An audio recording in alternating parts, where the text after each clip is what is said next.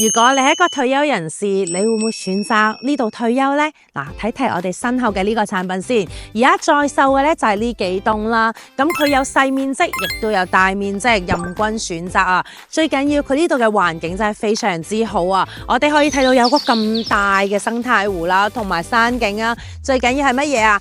佢有入戶嘅溫泉池。自己小區樓下亦都會有個溫泉池，就係我手指嘅呢個位置啦。事不宜遲，快啲跟住我鏡頭睇睇我哋嘅單位。上到嚟現場呢一個則呢，就係 Angel 最推薦嘅啦。呢個單位係107方嘅3房2廳2衛。嗱，佢呢個單位非常之好啊！除咗佢格局非常之方正以外啦，佢3間房嘅朝向都係南向。都係望住呢一個湖景嘅。嗱，我哋去睇睇佢嘅湖景有幾靚啊！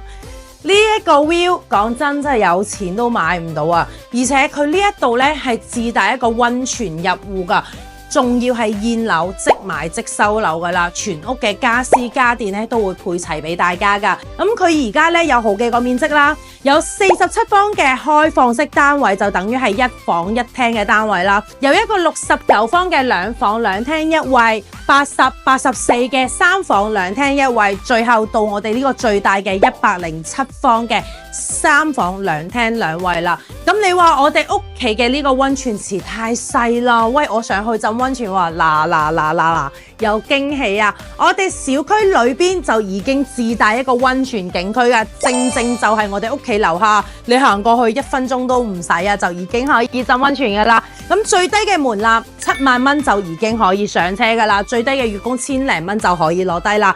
講緊真係你1晚嘅呢個溫泉酒店嘅錢就可以夠你供1個月啦。咁如果你想要更多詳細嘅資料嘅話，歡迎喺評論區留言或者揾我攞資料啊。